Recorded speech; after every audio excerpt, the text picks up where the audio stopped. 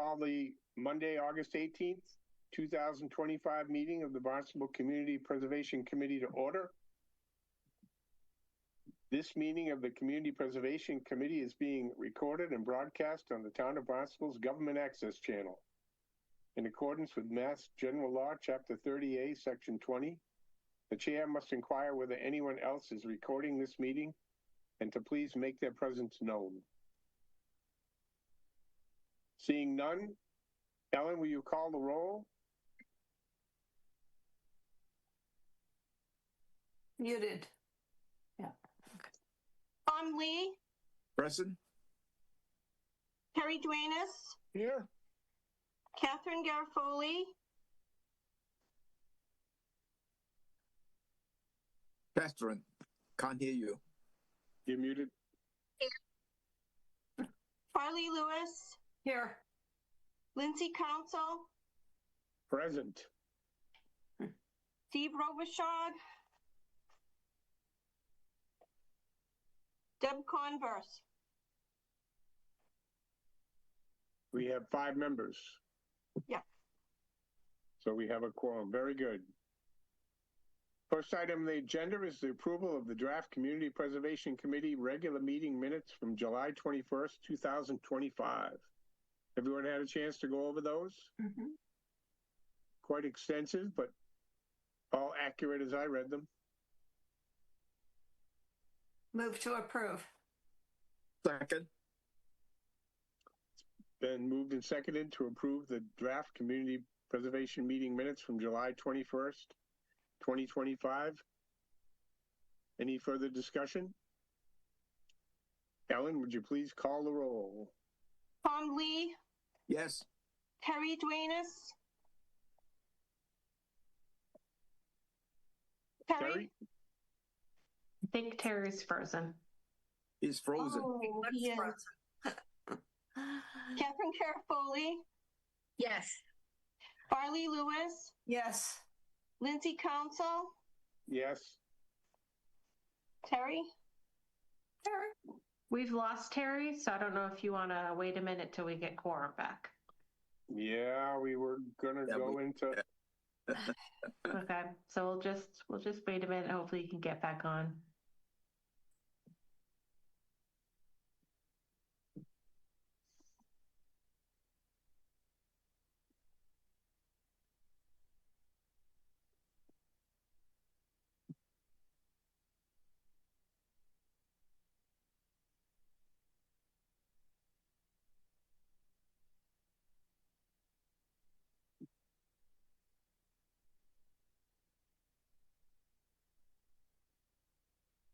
Oh, Polly, why don't you give us your update? We're waiting. I'd be pleased to. I just would like to mention that the town of Barnstable is doing their update of the open space and recreation plan, and the open space committee is going to be hosting an open house on August 28th at 6 p.m. in the town hall meeting room. So, And that will be with the consultant and the team that's putting that together? yes, I believe so. And yeah. So it's the first public meeting that they've put together. There's going to be another one in October. So, Excellent. okay. So Thank you for that. right now. But I don't know if you can see this, but they doing oops, no, can't see Nope. it. Nope, too bad. Doing a build your own park upgrade plan. It's kind of cute. But this was all part of their survey that they were doing. Yes, we did send you all a link to the open space and recreation plan survey. Yep. Okay. Chance to look at that. Yep. So anyway, it's moving forward. Pretty excited. That's excellent. Yep. I will start on our other project updates, seeing that I don't see Terry.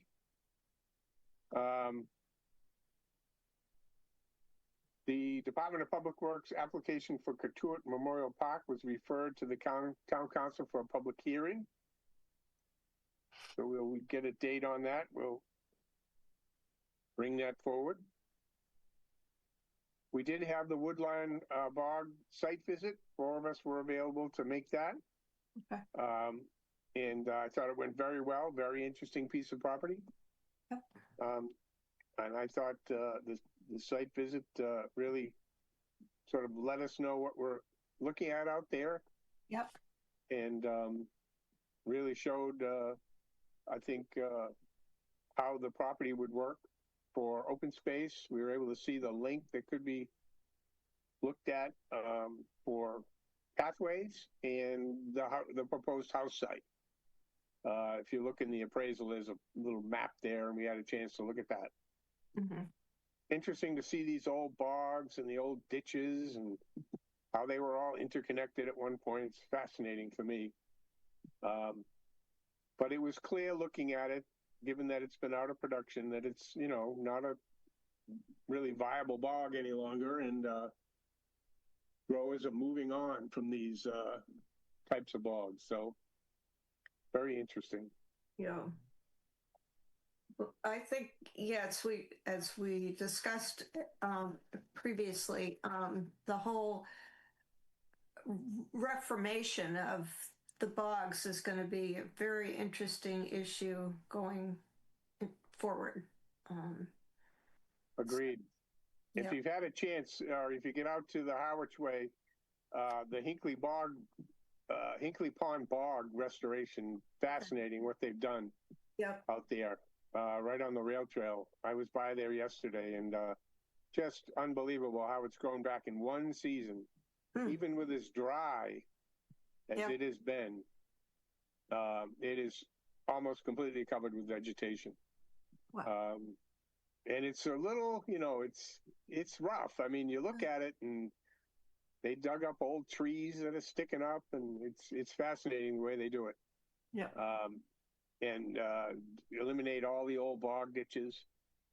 And they've done an amazing job there with handicap access. They took down the old pump house on the Hinkley Pond side, and beautiful ramps, and so it'll be fully accessible, benches all around the bog. It's a really nice project.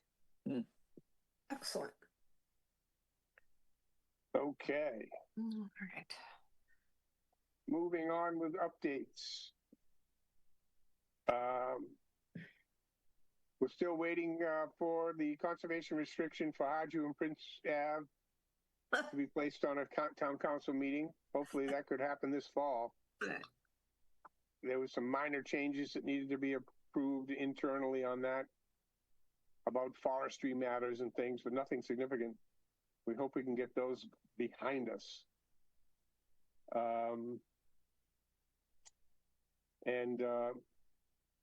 I see Mr. Tudor is here. We're looking for an Oddfellow update. No? Yes.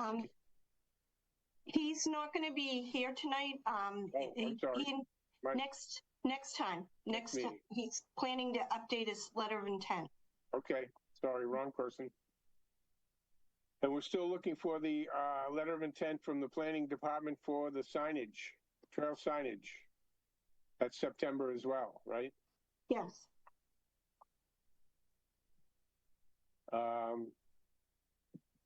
The land trust is still looking at submitting an application for the Montero project this fall. We look forward to seeing that. And we did receive a notice from Barbara Harris, our community preservation, historic preservation restriction consultant, that she is retiring. However, we were able to engage attorney Eric Dray, who has been helping the South Congregational Burial Ground to look at continuing the creation of these historic preservation restrictions for us. So That would be very good. He's very thorough. And that Form E that he put together, that you'll hear about in the South Congregational Cemetery letter of intent is very, very well done. So I'm looking forward to working with him.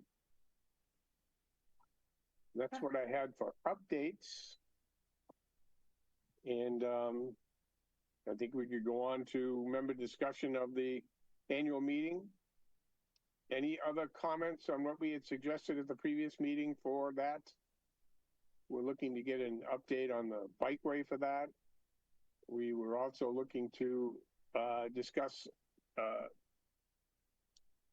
other formats, perhaps, of calendar for the meeting, if that's people have interest in that. We seem to be having difficulty making quorums, so perhaps fewer meetings could help that. I don't know. It's a good discussion. And we will also get a discussion from Mark Milne regarding the bonding procedure and process for the town, how we would go about that, particularly in the area of, we have expressed interest in previous meetings for consolidating some of these recreation and playground projects, doing a bond issue around that. Okay. We That's certainly good. have big need in those areas, and some big projects coming forward potentially, one being the Marston's Mills School, and the other potentially being some improvements at Hathaway's Pond, major site improvements on those. So that would be a real opportunity to look at long-term funding for that and get those projects off the ground sooner rather than later. When is Mark coming? September or October? October, he'll be at the annual meeting. Okay. Thank you. Until then, all we have is the April 23rd finance report, which still shows that we have significant funds to handle the projects before us. Much after that, we are going to need some guidance. Yeah. Because the numbers seem to be getting larger as we work through these project lists. Yeah. They're expanding quite significantly. But we will have a new infusion of state funds at that point and working off the 2026 budget. So that'll be great to get Mark in there. And I'm also looking forward to getting an update on the Bikeway project, phase 3 and phase 4. Oh, good. So it should be an interesting meeting. And if you have any other suggestions for things, get it to Ellen and I, and we'll start cranking up a agenda for that and go over it at the September meeting. Okay. So that's it for updates. I still don't see Terry. Ellen, do you want to try to give him a call, maybe? You got a current number on him? I do have a number for him. Yes. I will try. All right. I don't want to mess him up, though, if he's trying to get on. Right. That's what I was A phone call's thinking. going to mess it up. Text. Well, at least You we'll can know. text him. Text him, yeah.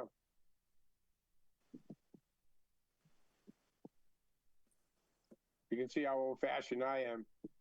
I still use the phone.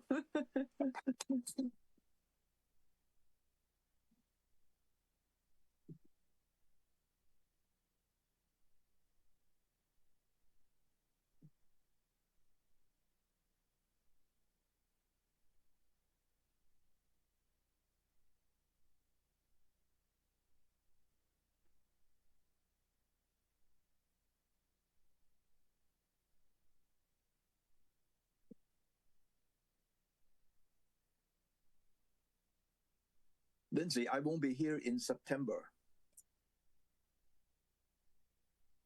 All right. Thanks for letting us know. We'll have to put a full court press on that. Because your next meeting is September the 15th, right? So I will be out of the country. Good for you.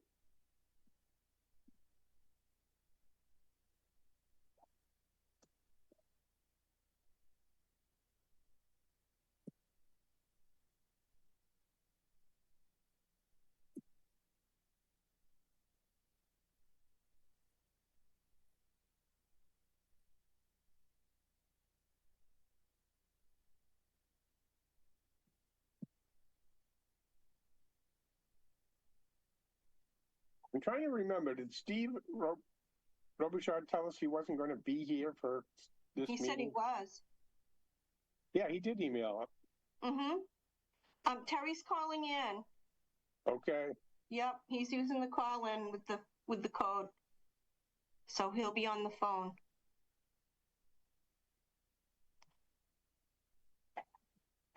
Hopefully that'll be a few minutes.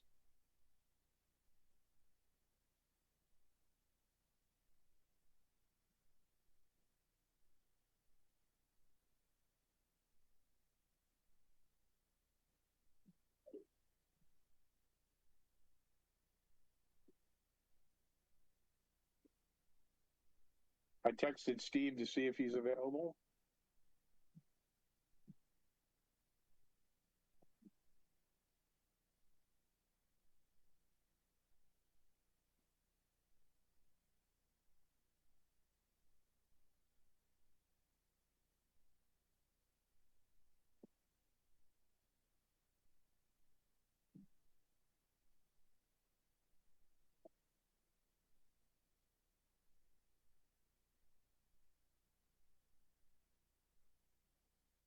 So Lindsay, under the discussion, when you mentioned about 2026 meeting schedule, is there a draft or do we have to come up with something? I don't remember. I don't think we sent around a draft, did we, Ellen? Yeah, it was in the last packet. Oh, did you? Okay. Yeah, but it was the regular, it was the same as the years before. Okay. Okay. I think Terry might be on. He is. Terry, are you available? Okay.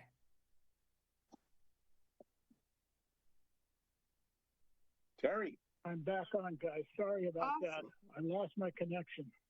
Okay. Well, you're here now. Oh, boy. It's all right.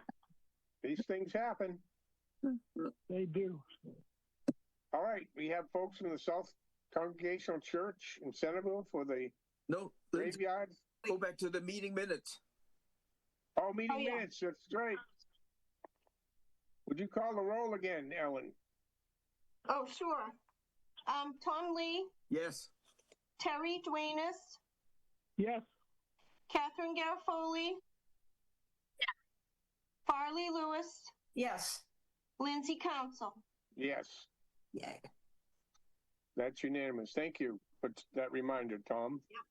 Yep. All right. Now we have a letter of intent has been received from the South Congregational Church, Centerville, for their graveyard restoration project, requesting $25,000 in community preservation, historic preservation funds.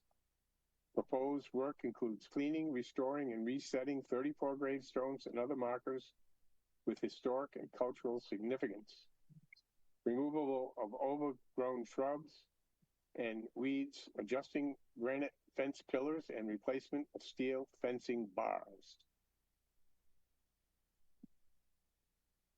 Okay, who's going to bring this one? Okay, Jean, but you're still muted? Okay. Well, we're going to have to show you some slides to, there's the first one. Yep. And, I wanted to thank you for the opportunity to speak to you tonight about our proposal to seek the funding to renovate and restore the cemetery. It's a historic site that really tells the story of the town. It's listed among Massachusetts historic sites and is within the Centerville National Register Historic District. The next slide. Next. The names on the gravestones are familiar and include people like the Pierce family, Crosby, Kelly, Hallett, Linnell, and Lewis. And they were the sea captains and the cranberry growers and the artisans and their families who actually helped found the village of Centerville. Next slide. Oh, go back one. That's it. This is a prominent gravestone, and it's for Andrew Bierce. He was a sea captain who died in 1901, and his obituary noted that he started going to sea at the age of 16. He became a captain, and he did that for 40 years. And then when he retired, he returned to Centerville and was a pioneer in the cranberry growing business. And there are similar stories to be told about the others buried at the cemetery or memorialized there after they were at sea. The next slide. This is the gravestone of Alexander Kelly. He's the first person to be buried in the cemetery here at 1823. He was an 8-year-old boy, and he lies with his parents, Captain Alvin and Eleanor Kelly. And the next slide, please. Now I'm going to show you a series of slides showing the deterioration of the cemetery and the poor condition that the gravestones are in. And this is what we're trying to remedy. Next slide. Oh, really? Thank you. You can see them falling down. And the next slide. There are approximately 145 gravestones in the cemetery, and the estimates from the cemetery restorers are that there are 34 of them that are needing repair. Next slide.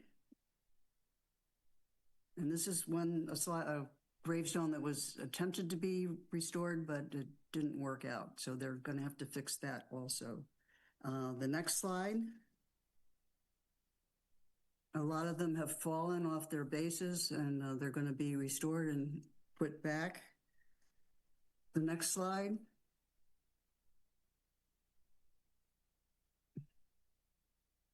And the next slide. The other way. The next one after that. There it is. This is a heavy quincy stone that was knocked off its base by a falling tree several years ago. And we've estimated it weighs about 1,000 pounds. And the person that we're going to have do the restoration, if we get the funding, has the equipment and a crane to be able to lift that and put it back on its base. And that's a big part of the project that we're planning to do. Next slide. This one is just leaning against a tree, and we're not even sure where it goes at this point. So that's going to be another project for the person that's going to restore them. Let's see, one more slide of those. Next slide. And we have an estimate from Gravestone Services of New England. And the owner, his name is Kai Nalens. He's very well known in that business. And his estimate to restore and repair 33 gravestones is $10,500. And he estimated it would cost $550 to lift that heavy stone back onto its base. So that's another cost. And let's have the next slide. And another part of the project is the fence. It's in very poor condition. The pipes, it's made out of granite pillars and steel pipes, which are rusted, and the pillars are out of position, and they need to be restored. Next slide. The broken fence in the background, I think that happened when the tree fell on the other that heavy gravestone. And you can see on the right that pillar is missing its pipes. Next slide. And this is a picture of this fence going all along the rear of the cemetery. And the house in the background there is the parsonage that belongs to the church. The project for the pipes includes removing the old ones and replacing them with 62 new galvanized steel pipes. Some of the granite pillars, as I said, have shifted and they need to be repositioned. And we have an estimate from Paramount Landscaping in Centerville for that project in the amount of $11,100. $192. And also in our budget is $450 for some gravestone cleaning supplies. And the next slide. This is one of my favorite gravestones. It's a delicately carved sailing ship, and it actually tells the story of what happened to Captain Orlando Lunell. He was hit by a foreboom on the schooner River Queen, fell overboard, and was lost at sea. And there's also below that, you can see on the right-hand side, there's a lengthy epitaph carved in really small letters on that gravestone. And the next slide. And that's for Nathan Winslow. He's one of five, we have at least 5 veterans buried there. He is a Civil War veteran, and he died in 1862 from injuries in the Battle of Antietam. And there are other Civil War veterans there: James Atkins, Ansel Lewis, Clement Kelly, and there's a Joseph Blaken who served in World War II. And the next slide. In conclusion, the restoration and the preservation of the cemetery is a really important project for this site of importance. It will have a public benefit by enhancing the historic district in Centerville, and we're also envisioning having tours for the public of the cemetery. And I believe that we need to restore the cemetery to honor the people that are buried there, and also to instill pride among the Centerville and Barnstable residents and the members of the church. Well, thank you for your attention and the opportunity to speak to you about this. I'm wondering if you have any questions. I'd be happy to answer them. Members? Kat, go ahead. So thank you for that presentation. It's really interesting to hear the history. I guess my question is this cemetery supposed to be maintained by the town long term? It was many years ago under the town's purview, but later on, at some point, the church took it over, and whatever happened over the years, I'm not privy to. Obviously, it was not maintained the way it should be, so that's what we're trying to remedy. I guess my next question then, thank you for answering that, is does the church have a line item in their budget for ongoing maintenance as needed? I'm just wondering, what's the long-term plan for care? That I'm not sure about. Maybe Tim can answer that. Go ahead, Tim. Unmute yourself. Unmute yourself. There you go. Okay. Currently the Boy Scout Troop 54 has a spring and fall cleanup, and the landscaping, the grounds, the grass is mowed as part of the church budget. However, I think the point of your question is the preservation of gravestones, that sort of thing, is not in the church budget as we speak. But the recent cleaning of many gravestones, using D2 by Troop 54 has generated a lot of interest, not only from church members, but neighbors as well, because they uncovered some buried stones, cleaned those, and and a lot of the standing stones are now brilliant white, when before they were covered with lichens and black something which obscured the writing on them. My favorite stone is the one that's leaning against a cedar tree. And you notice that the cedar tree is growing around the stone. That's my favorite. I want to keep it that way, but I could be outvoted on that. Interesting. But as far as maintenance is concerned, the land has shifted around the eastern end, which is referred to as the back of the cemetery. So some of the granite pillars are about half buried, and part of the restoration of the fence project will include creating a more of a perimeter on that eastern end, more of a as the land goes towards the parsonage, there are some trees and brush and that sort of thing, which will be stepped back. Of course, the Cabral family is very happy with us that we trimmed up the trees that had obscured that stone underneath.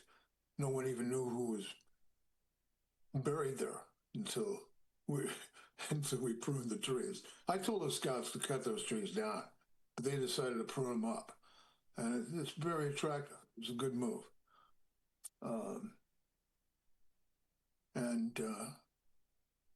So are there any further questions?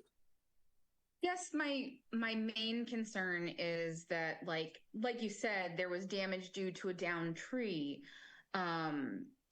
Moving forward, like I guess I'm wondering like if the church is going to prepare for those potential emergency costs, or if that's something that could be covered under property insurance. Because it's such a special space, right? I want to make sure that you have some contingency plans in case something goes wrong. Well, certainly going forward into the budget for 2026, certainly I tend to propose contingency funds for surprise, for unforeseen, damages due to weather. But there is a budget for mowing the grass and maintaining the trees. And okay, the Boy Scouts removed they removed all the trees and shrubs that obscured gravestones. Those are gone. But in answer to your question, yes, there'll be a budget item, for that in the church budget, in addition to mowing the grass. Thank you. All right, thank you. Anyone else with questions? I got a quick one. Sure. Thank you for the presentations. It's interesting to hear the history of the cemetery. On the budget that you're asking for 25,000, it sounds like you have 3 different vendors to provide the services. Am I correct? Yes. Mm-hmm. Okay.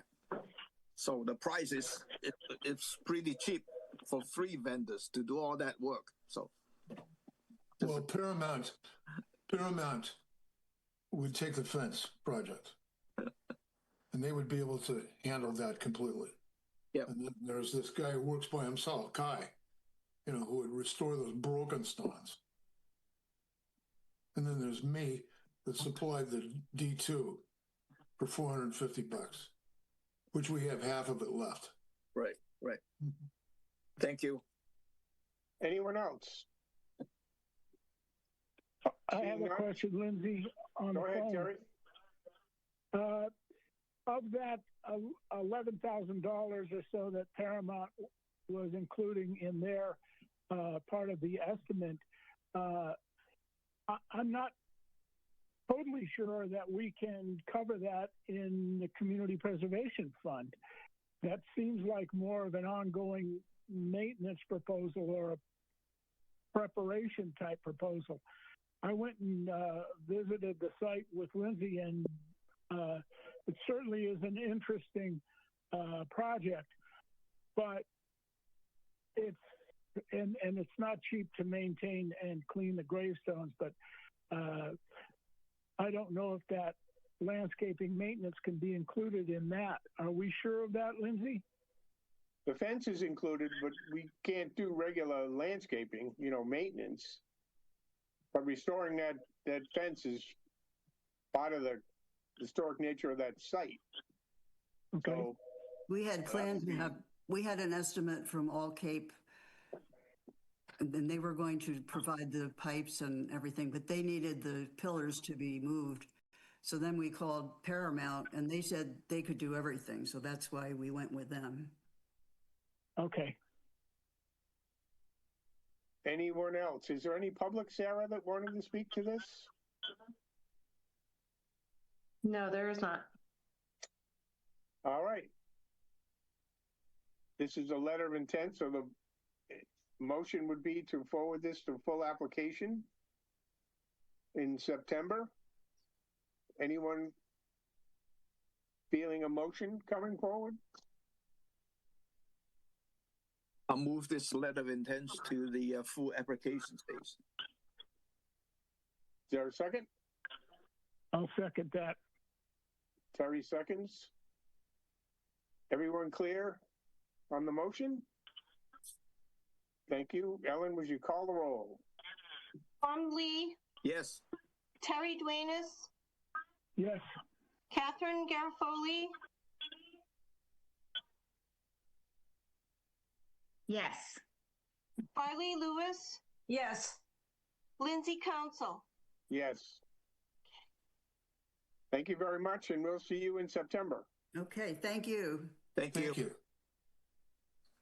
Next item, a letter of intent has been received from the Department of Public Works for CPA funds to update the existing ball field at the Centerville Recreation Building site located at 524 Main Street, Centerville. The DPW is requesting $588,000 in community preservation, open space, and recreation funds, with $827,376 previously having been appropriated for additional parking and other site improvements, allowing for ADA compliant access to both the playground and ball field, where there is currently none. The proposed initiative seeks to comprehensively rejuvenate the ball field area and has received strong community support. A new site-appropriate 60-foot baseline regulation infield will be created with a short practice outfield. New benches, a durable backstop, and an outfield fence will be included in the project. And we have Mark Marinaccio here from the Department of Public Works to present the project. Good evening. Thank you, Lindsay. Thank you for having me tonight. Mayor, this is, Sarah, you go to the next slide. So we're looking for $588,000 to revitalize the existing ball field. The initial comprehensive field study had identified this site to be a multi-purpose field. But during the playground design meetings, there was a huge outcry from the community that they did not want to lose a ball field to this location. And so as requested, we went back and we redesigned the parking lot, shrank it, moved some things around so that we could still fit a ball field on this site. So this is the initial meeting, looking to go to a full application with a positive vote. Lindsay already basically mentioned we're looking for to basically take what's there, turn it into a 60-foot regulation Little League infield and a short outfield for practice, as well as pickup games. Next slide. So this is the current playground. We're actually under construction there for the playground.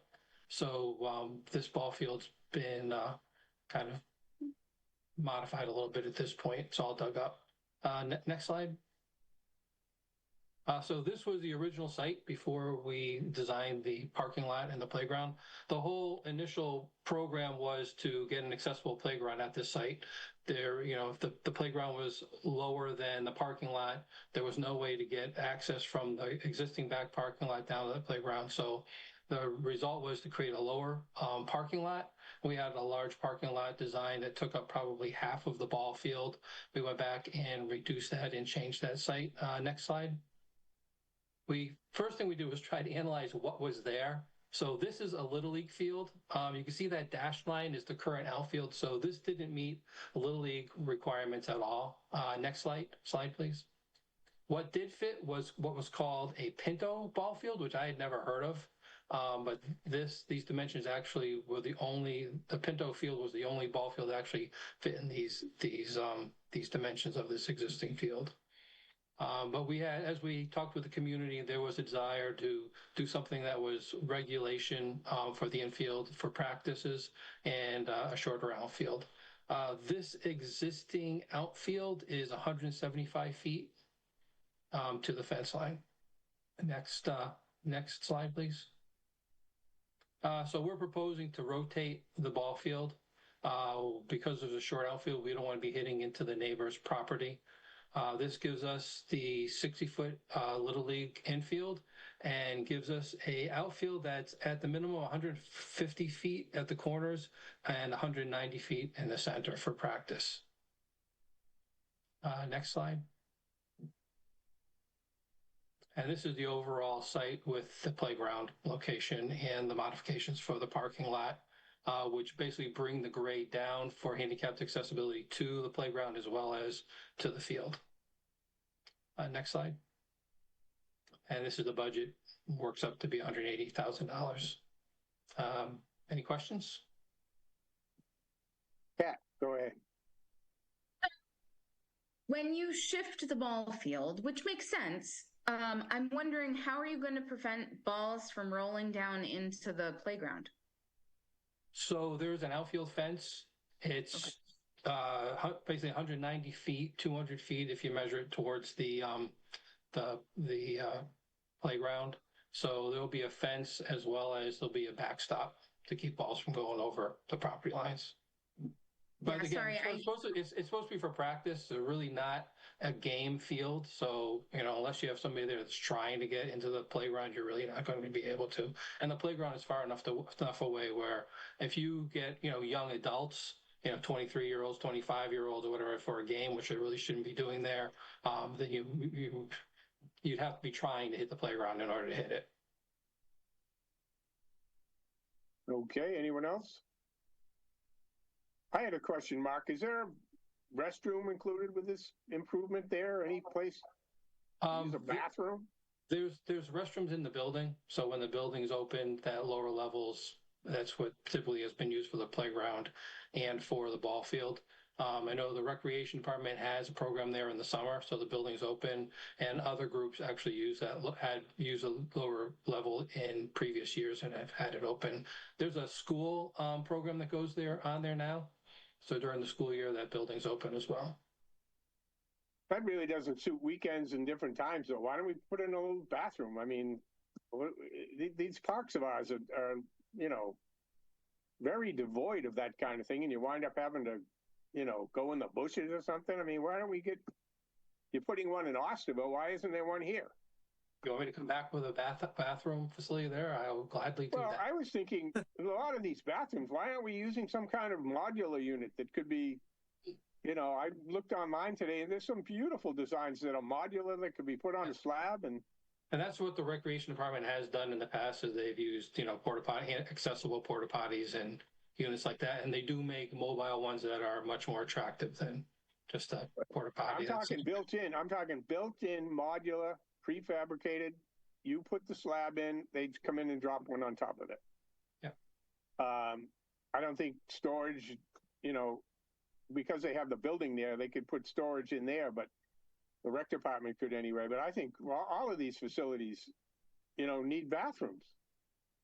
We're woefully behind on all of these facilities. So I would like you to investigate modular, prefabricated styles that could be consistently used. And I was surprised to see they make some fairly attractive waterless style. I was in Rhode Island at the East Providence Bikeway, and they had at a park on the way down there, totally brand new waterless toilets with solar fans. Interesting things that could be lifted off the slab and taken away. So I would love to see that here. Okay, I will look into that. But the character of Cape Cod and down in Centerville, that village, we would have to be very careful about the style of the building or whatever. So I'll look into that. That wasn't part of the program. Or you could build something, Yep. They had stone, they had clapboard, they had all different types. And unfortunately, if you go online, you had to get a quote and go through the whole process to find out cost. So I had nothing available on cost, but I'm sure it was reasonable. I don't think it would, break the bank to add something like that. And the other thing to remember, that playground was the most heavily used playground when it was up and running. They were there every day, day in and day out.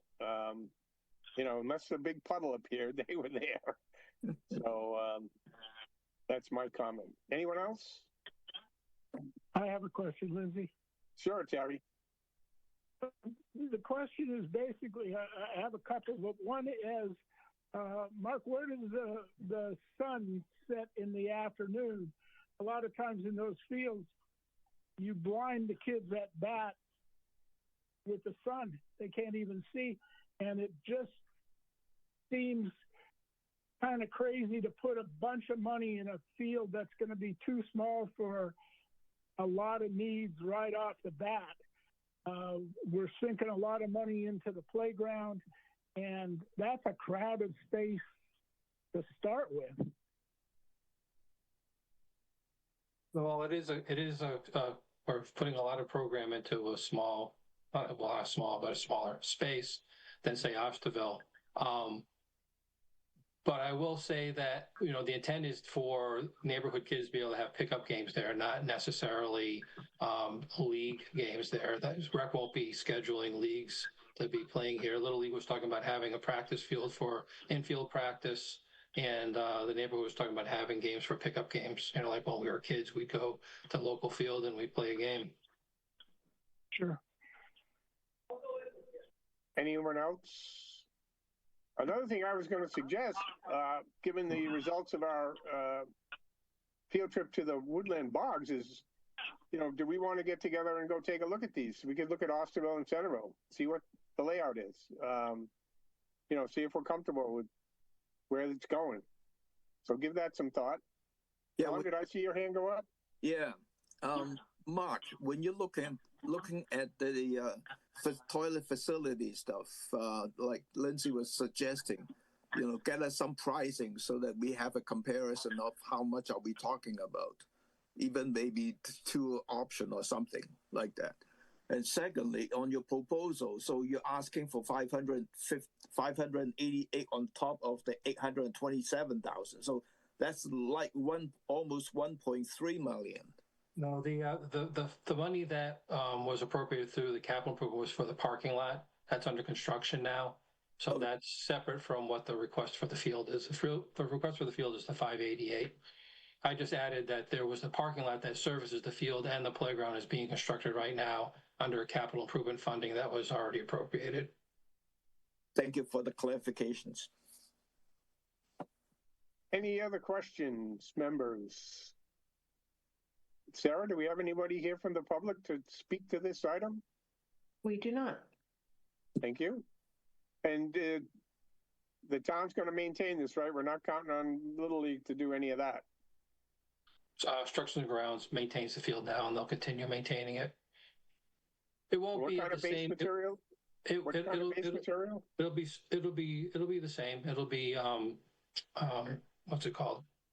Right, or the other ones we're doing clay. This will just be stone dust infield. This will be a pickup game, low maintenance. Okay. Any other questions? Barley? Yeah, I'm just wondering if there is any other source of funding for this, say within your very own budget to support some of this. It seems like it's quite a bit of money for something that's relatively, low impact kind of project. I don't have any money in my budget. This will eventually go to town council, for approval. I'm not sure if right now there's no item listed for capital improvement funding for this project. So it was all eligible for CPC funding. So that's the route that it went at this point. Thank you. Okay. The motion for this would be to move this to full application. And as I said, in the meantime, I'd like to get out there and do a site visit, see what's going on with the playground, and we can schedule that through Ellen if members are interested. Anyone have a motion? I'd make the motion to move this to full application. Second. Moved and seconded. Any other questions? Ellen, would you call the roll? Tom Lee, Yes. Terry Duenas, Yes. Catherine Garofoli, Yes. Farley Lewis, Yes. Lindsay Council. Yes. Motion carries. Very good. The next item, a letter of intent has been received from the Department of Public Works requesting $1,049,272 in community preservation, open space, and recreation funds for the creation of a new 1,200 square foot restroom facility at the Osterville Recreation Site located at 93 West Bay Road. Total estimated project cost is $1,667,263, with $625,991 in capital funds provided. This project seeks to enhance the overall experience for residents and visitors by providing updated restroom facilities, additional storage, improved parking, and revitalized landscaping. Additionally, the project includes the installation of a new basketball street hockey court, which could not be completed during the initial field construction due to budget constraints. Mark? Yeah. Sarah, you start the next presentation.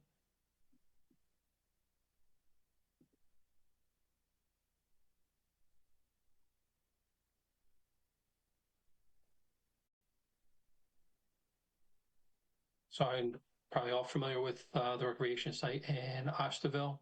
Go ahead, you can go to the next slide, Sarah. And this is basically what Lindsay just read. We're looking for our $1,499,272 in community preservation funding, along with $625,191 in capital funding for this restroom, as well as installing the basketball court / a street hockey court on the property, which has always been programmed to be there. We're looking at this project really to finish up this site and to kind of be done with it. We've done a number of projects here, from the installation of the new ball field, the demolition of the old Bay School, the demolition of the recreation building, and the installation of the post-tension concrete courts, and we're working on the design for the playground right now. Next slide. So here's the site. In the center, you'll see that's where the restroom would be. It would service the ball field that's heavily used, the tennis courts and pickleball courts that are used all the time, the new playground, as well as the basketball court. We had created a parking area up at the top of the hill. So as part of this design, we're still going to be in discussions on where exactly that basketball court should go, whether we would reduce the parking there and move the basketball court over to where the old playground used to be, or whether we would keep it in this location. Next slide. And so basically, yeah, it's a men's and women's room and a small storage area attached to the building to feed the property. This would need, a new septic system, which would probably go underneath the old parking lot. The capital improvement funding would be for paving and for the sidewalks for the building. And this will tie in with the playground, which the next presentation, you'll see more of that design. Next slide. Here's the budget that we worked out.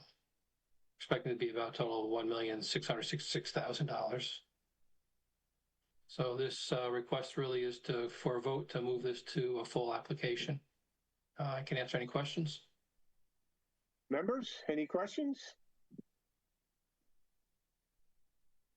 I'd like to see this looked at as something modular as well. That's a lot of money for a 1,200 square foot building.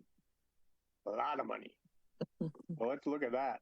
Yep, that's at $350 a square foot for the building, but there's amenities to go with that: water, has to be brought in, and the parking lot has to be modified, and a septic system has to be put in. So the project total is the with the capital. Capital will cover things like parking lots and the things that we can't. Okay. Yep. I like this plan. I mean, it's nice and tight. It keeps everything away from the open play area, which is what this field is supposed to support. Is you know, wide usage. So anything that intrudes on that, I would not be in favor of. Plus, most of the action is going to be near that playground, tennis courts, and in the basketball area. So that's correct. That's why there was no outfield fence, because part of that outfield was used for a multi-purpose field as well. Right. Activities. Yeah. Any other questions, members? Thoughts on this?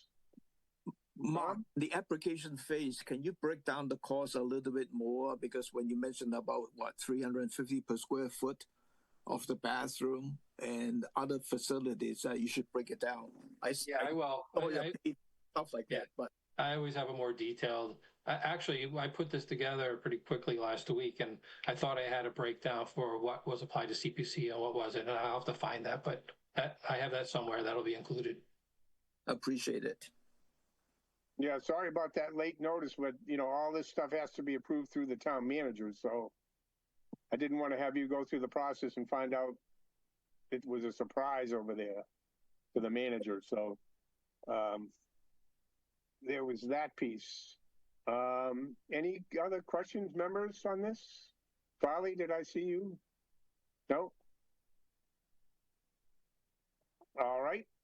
Look, we would have a motion to move this to full application. And again, I think a site visit would be very good to see what's going on over there in the interim. Anybody got a motion? Chat? I move to approve this project to go to full application stage. I'll second that. Any other questions on the motion? Everyone clear? Ellen, would you call the roll? Tom Lee, Yes. Terry Duenas, Yes. Catherine Garofoli, Yes. Farley Lewis, Yes. Lindsay Council. Yes. Motion carries. Very good. No, I didn't ask for public comment. I don't think there was any, though. All right. And the last item on letters of intent. A letter of intent has been received from the Department of Public Works through the Town Manager's Office requesting additional funds in the amount of $400,000 to cover the full projected cost of the Osterville Playground project. Initial funding for the Osterville Playground was approved in 2023, and subsequently it was advanced through the design phase with input from the community, facilitated by the steering group overseeing design development.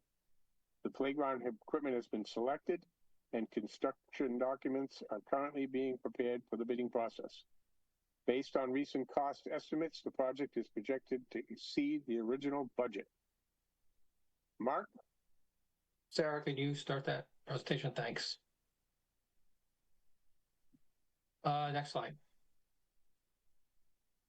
So this is the playground as currently designed, and we are in construction drawings. We're expecting documents to be done end of September and to be able to go out to bid and order our equipment. Next slide. So why is it more expensive? Well, at the beginning of these projects, when we write the capital improvements, we make certain assumptions. This playground was initially going to be 3,500 square feet.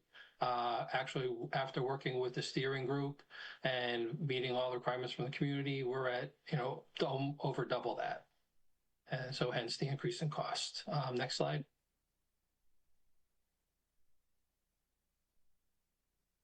So what's incorporated in the playground? We met the program that we initially wanted to meet. We have a 2 to 5 year old play area, 6 and up play area. There's a musical play in this playground.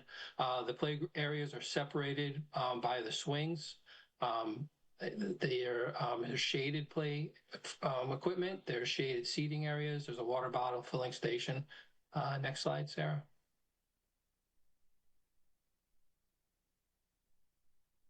And so there's 2 to 5 year old play equipment. There is this beach house that's there. It allows climbing. There's balance beams and balance items, slides. There's an igloo in the lower left corner. You can see the igloo. This is all that these units are all attached by different play elements like a balance beam and whatnot. There's bucket swings for that age group. There's tandem swings. There's musical play. Communication tubes, drums. There's a We Go Round for that can be used by multiple age groups. Play panels. There's shaded play. You can see this play structure has shade, which is always a big item at the playgrounds. There's shaded seatings for the parents, and there's signage. Next slide. There's the tandem swing to the left, and that is the We Go Round to the right, which is all this equipment is accessible. Next slide. And then there's a 6-year-old and up equipment, and there's a net climber, the slides, tandem slide, climbing bars, monkey bars, crawling tubes, balance beams, bouncing bridge, play panels, We Go Round, belt swings, musical play for this age group, as well as shaded play, shaded seating, and signage. Next slide. So this is really going to be one of the nicest playgrounds that I've ever seen. We worked with Jody Real Associates. She was our playground consultant, and there was a lot of demands by different people on the steering group that really added equipment and moved things around. Went through a long design process, but I think it was well worth it. This is the net climber. You can see you can climb through this thing, on this thing. You can balance around it. There's a slide associated with it. There's that coral covered, there's the blue monkey bars as well, the coral colored monkey bar / climbing element there. Next slide.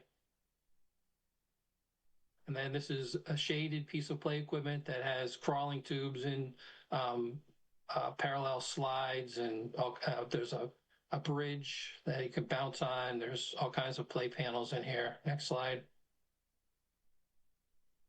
That's from the other side, that play equipment. Next slide.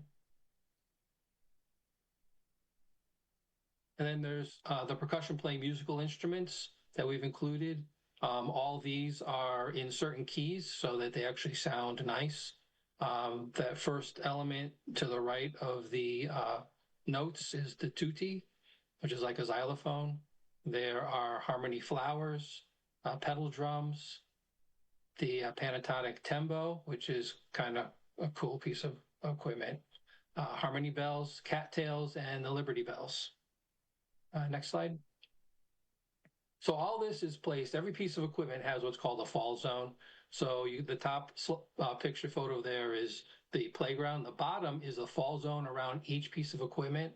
Some of the fall zones can overlap, some of them can't. That's why we have our playground consultant.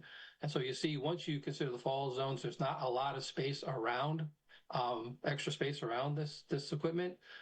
We have some seating, and then we use this to place the musical instruments around the site. Next slide. We looked at pour-to-place rubber surfacing designs. We had some, drops. We have this one, which is more like, water areas and shallow water and grass. Richard Ventrone actually came up with this design. Richard, he's presented before. He came up with the idea of those triangular slats to kind of represent kind of the hazard area for swings. Because we had discussions about, the hazards of different things and having younger kids and where they run. So we incorporated that into the actual pour-to-place. So you can kind of say, you can stay on the green, but, don't go in the tan areas. Next slide. And then, of course, we looked at different options. This was more of a free form, kind of a 60s feel. But the group looked at all these different options and had chosen that water design for the surface. Next slide. And this is the entrance to the park. So there'll be a fence that goes around it. And to the left, there's a water bottle filling station as part of this. Next slide. And here's the budget. So this was the original budget. We were looking, we had you approved $999,000, basically $1 million in CPC funding for the playground, and there was $363,000 from the capital improvement plan. Next slide, please, Sarah. And this is the current budget. You go to the next slide. Next slide is an enlargement. So we currently have actual pricing for all the equipment. We have our designer, we're in construction documents now, but this project was technically $530,510 over budget.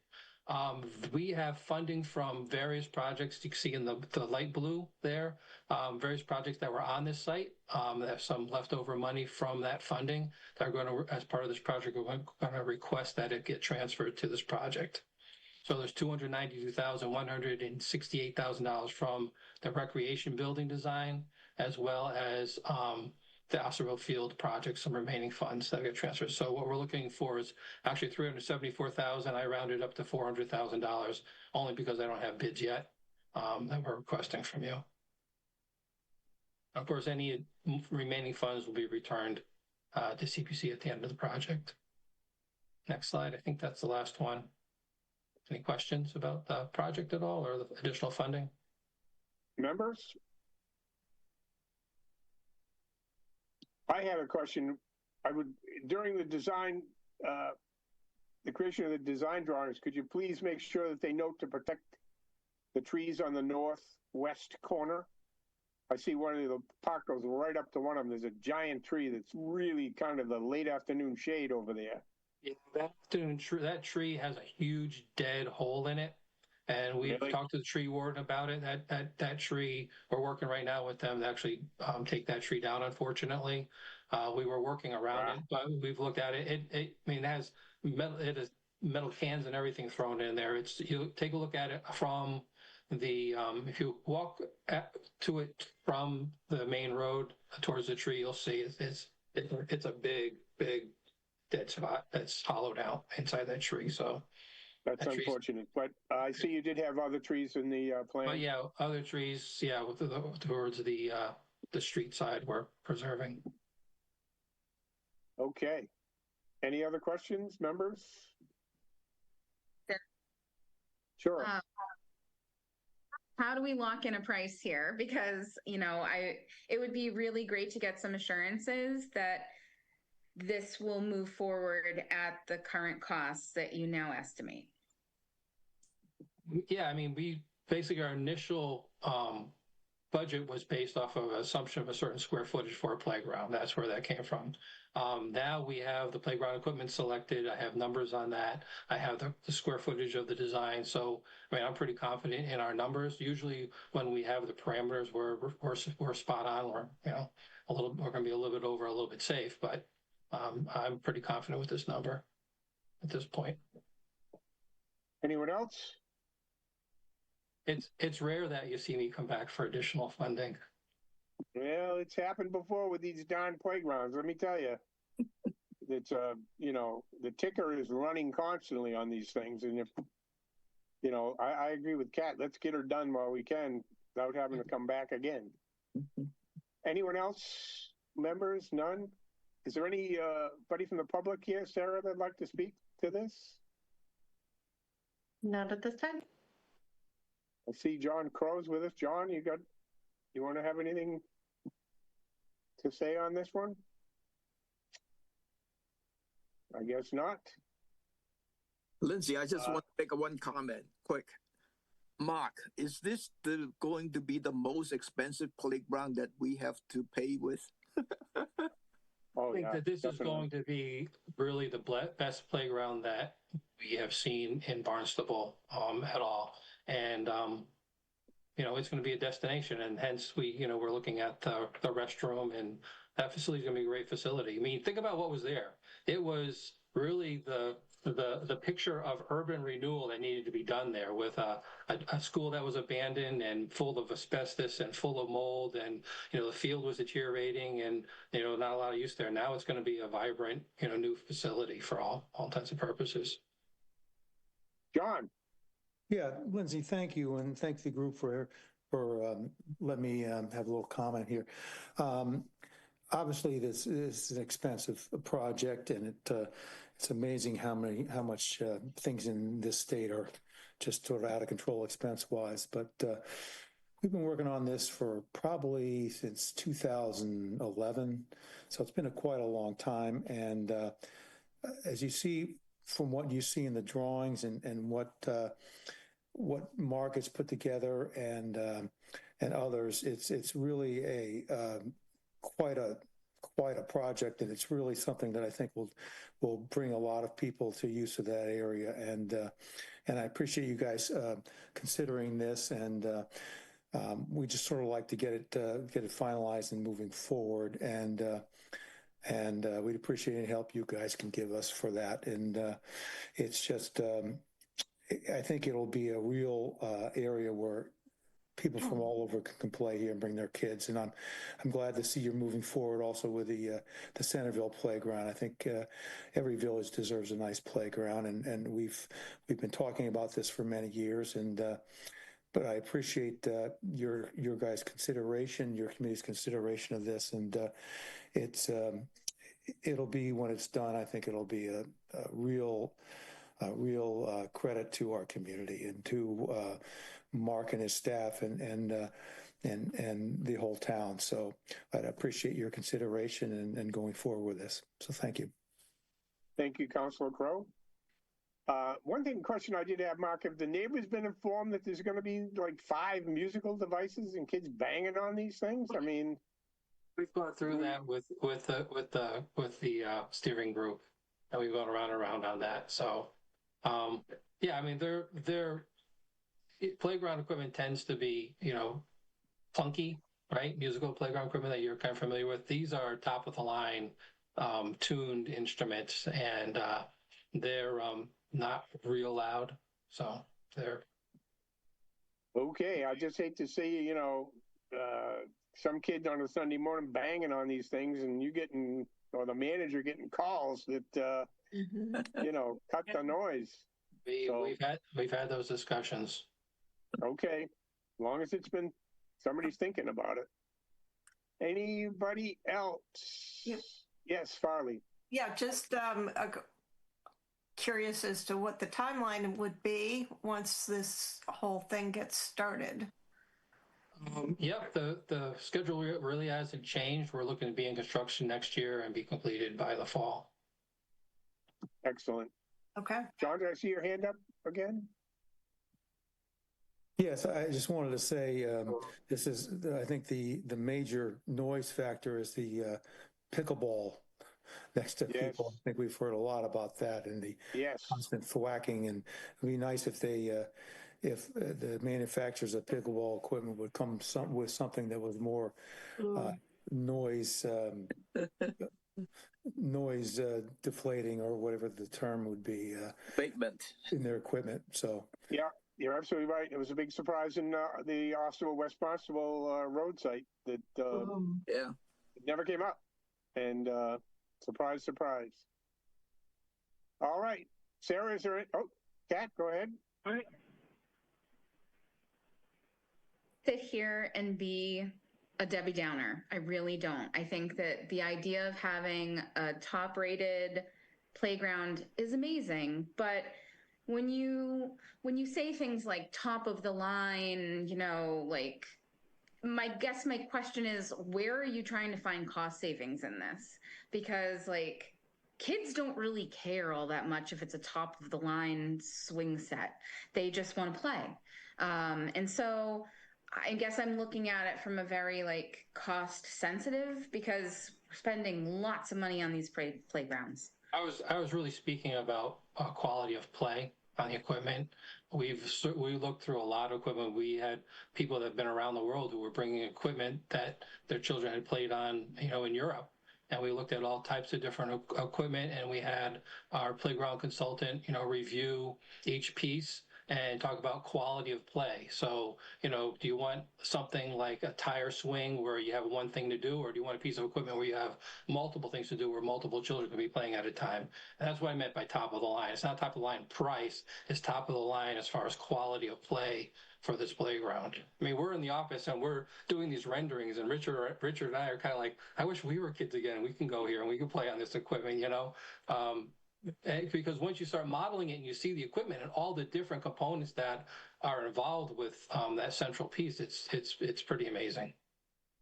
But one of the things was that we did go with the percussion play, because the percussion play is tuned musical instruments as opposed to some of the things that you see out there. Doesn't mean that it's more expensive. We're getting it through the same dealer, but it's just a quality piece as opposed to just throwing a piece of musical equipment in there that nobody's really thought about, so that there's something for them to do. This is tuned, so it sounds nice. Is what I'm trying to say. Thank you. Okay. Anyone else, members? Sarah, is there anyone? Comment. Oh, Terry, go ahead. Yes, I'm sorry. I love the idea of being a musician. I love the idea of the musical equipment in the playground. But one thing that, of all the projects that we've looked at and ever done since the inception of the community preservation grant, the playgrounds have always seemed to be the most staggering amounts, or the ones that are the most surprisingly staggering. I'm wondering if there wouldn't be a way to attach some sort of user fees to these projects, to these playground projects, where if you have this great project, someone could be a user of the playground, and on an annual basis or something, like we do with the with a number of things, like we do with the golf course, like we do with the landfill. I mean, would that be something that would be possible? Would these things are going to be so incredible. Maybe it makes sense. Interesting, Kat. Harry, I wish I agreed with you, but we are already charging a user fee by taking the 3% for CPA off property taxes. I guess I don't want to make these areas less accessible for families who can barely afford to live here, I think the real opportunity for any savings going forward would be to do a bond issue for a series of playgrounds. We need at least 3 more in this town. We promised one at Hathaway's Pond. We have Marston's Mills coming up. And Hyannis needs at least 1. And then when you start talking various age groups and things you can really get out there, would be to put together a bond issue and then put the whole thing out to bid at once. Then you can perhaps get some savings through volume. Right. And if we had to buy the equipment up front, we can stick it in the armory and let it sit there until we get the work done, the site work done and like that. So I don't know. That's the only way I see saving any money, is to make a commitment to it, give Mark some time to bid this good and hard, and get the community process out, because it seems every time we delay a year or two, the price goes up by 25%. There's no limit to where the prices go on this stuff. Well, if I was younger, I'd seriously consider going on one of these Shark Tank shows and saying, listen, I'm going to start a playground equipment company and bring the costs down to these things.